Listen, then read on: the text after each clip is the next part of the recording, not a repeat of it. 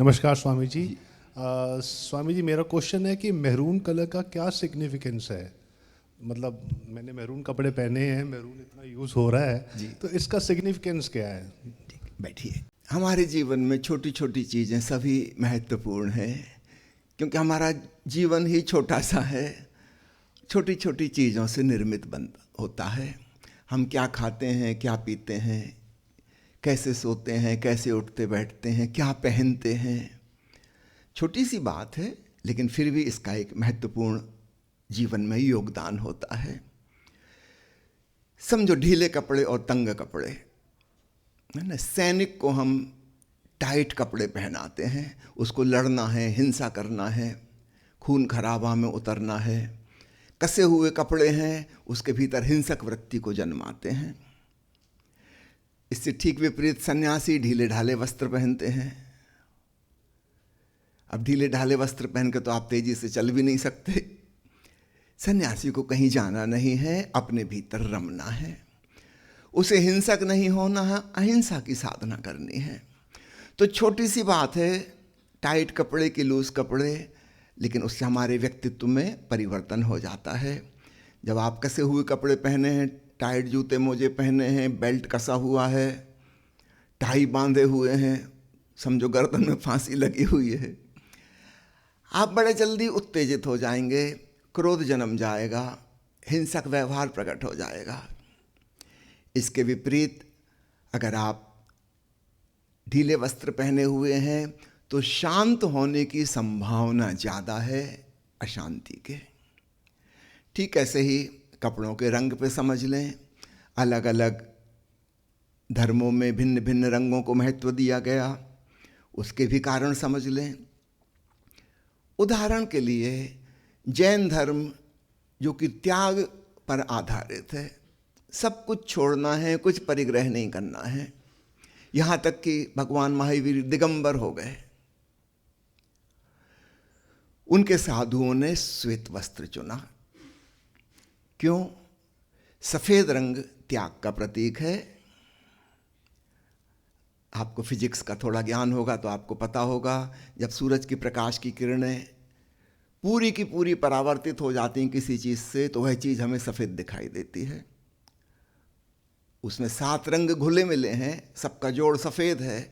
अगर सारे के सारे रंग रिफ्लेक्ट हो गए तो वह चीज़ हमें सफ़ेद दिखाई देगी। इसका मतलब हुआ, सफ़ेद रंग ने कुछ भी ग्रहण नहीं किया, सब छोड़ दिया, सब वापस लौटा दिया। तो त्याग का प्रतीक बन गया सफ़ेद रंग। इसके ठीक उल्टा सूफियों ने हरा रंग और काला रंग चुना। काला रंग सब कुछ ग्रहण कर लेता है। अगर किसी वस्तु पर सूरज की रोशनी पड़ी, उसने 7 रंग को एब्जॉर्ब कर लिया, अवशोषित कर लिया, तो वह चीज़ हमें काली दिखाई देगी, क्योंकि उससे कोई प्रकाश किरण लौट के आई ही नहीं हम तक।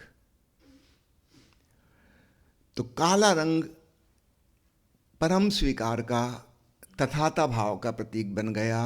और चूंकि सूफी स्वीकार भाव की साधना करते हैं, उनकी साधना भक्ति की साधना है कि हम परमात्मा को समर्पित हैं, उसकी जो मर्जी, जैसा वो कहे हमें सब स्वीकार है।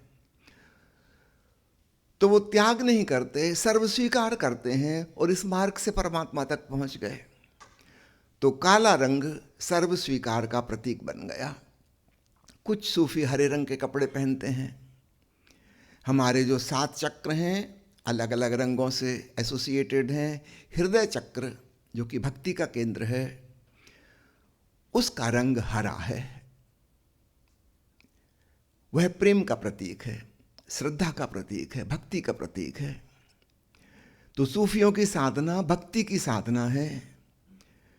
वे अपने आप को प्रेमी मानते हैं, परमात्मा को प्रेयसी मानकर जीते हैं।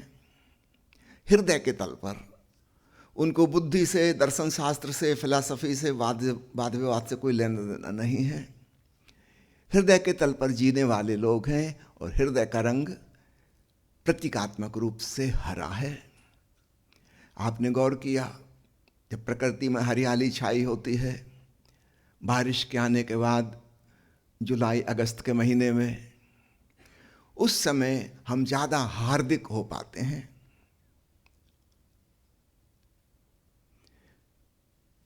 ज़्यादा प्रेमपूर्ण हो पाते हैं, ज़्यादा उल्लास और उमंग और खुशी हमारे हृदय में होती है।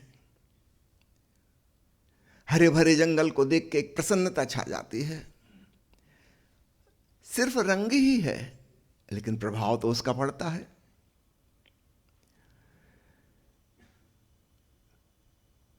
हिंदू धर्म में सन्यासियों ने गैरिक रंग चुना, भगवा रंग, और ओशो ने भी अपने सन्यासियों को 15 साल तक गेरुआ रंग पहनने के लिए ही कहा। गेरुआ रंग की कुछ विशेष खूबियां हैं। यह सूर्योदय का प्रतीक है। भोर की किरणें जब पूरब की क्षितिज पर छाती हैं, सब कुछ गैरिक रंग का हो जाता है।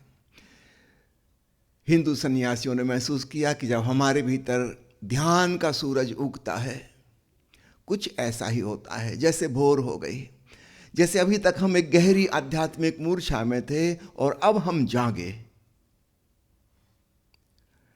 तो गैरिक रंग जागरण का प्रतीक हो गया।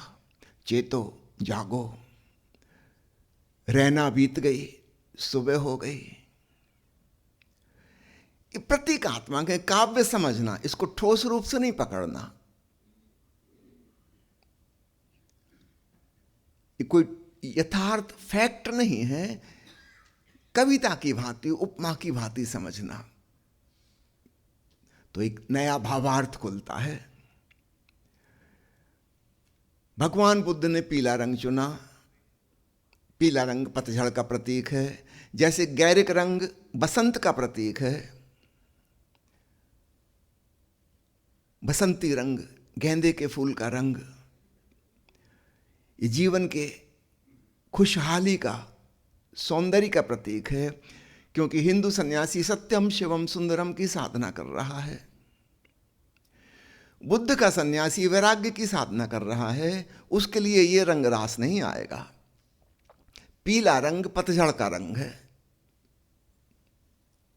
अभी देख रहे हैं आप, जनवरी माह में अधिकांश पेड़ पौधों के पत्ते पीले पड़ गए, गिर गए। उन्होंने वृक्ष को छोड़ दिया, आसक्ति खत्म हो गई। क्योंकि बुद्ध का बहुत ज्यादा जोर वैराग्य पर है। वे अपने शिष्यों को कहते थे कि सन्यास दीक्षा लेने के पहले कम से कम 3 महीने मरघट पर जाके रहो, जलती हुई चिताओं को देखो, ताकि तुम्हारी आसक्ति की प्रवृत्ति, जीवन के प्रति जो मोह है, राग है, वह टूटे। बुद्ध स्वयं जब पहली बार एक मुर्दा लाश को देखे,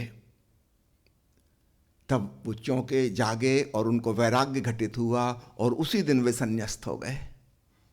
इसके पहले वो जानते ही नहीं थे कि मृत्यु भी होती है।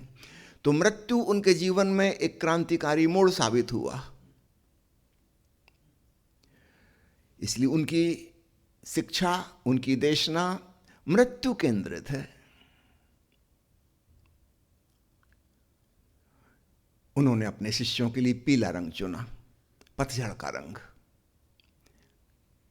अब संसार को छोड़ दो, इस वृक्ष से मुक्त हो जाओ, मृत्यु को समझो, मृत्यु को पहचानो। तो अलग अलग मार्गों पर अलग अलग रंग चुने गए हैं। जैसे मैंने आपसे कहा, सन 1970 से लेके 1985 तक 15 साल ओशो ने अपने शिष्यों को गैरिक रंग, भगवा रंग पहनने के लिए कहा। उसके बाद उन्होंने कहा कि अब उससे भी मुक्त हो जाओ, साधारण कपड़े जैसे सब लोग पहनते हैं वैसे पहनो। कोई 4-5 साल तक वैसा चला, तब उन्होंने माला पहनने के लिए भी मना कर दिया और विशेष रंग के कपड़े पहनने के लिए भी मना कर दिया। शरीर से विदा लेने के कुछ महीने पूर्व उन्होंने यह संदेश भेजा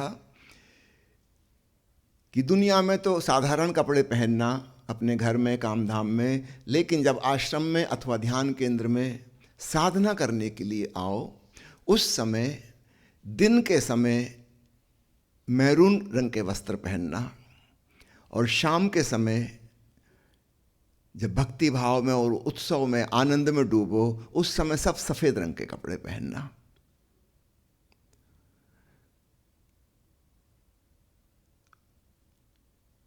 तो महापरिनिर्वाण के लगभग 3-4 माह पूर्व उन्होंने यह संदेश दिया। उस समय वे मौन में थे, तो उनका संदेश उनके सेक्रेटरी ने आके बताया। वे स्वयं चूंकि बोलते नहीं थे, इसलिए उन्होंने विस्तार से यह बात नहीं समझाई, क्योंकि वो मौन में थे, प्रवचन नहीं देते थे। तो उनसे प्रश्न नहीं पूछा जा सकता कि इसके पीछे क्या विज्ञान है। तो जितना उन्होंने समझाया था वह मैंने आपको बताया। मैरून रंग और सफ़ेद रंग ये उन्होंने क्यों चुने, इसकी उन्होंने कोई व्याख्या नहीं की। उस समय वो करीब 9.5 महीने मौन में रहे अंत में।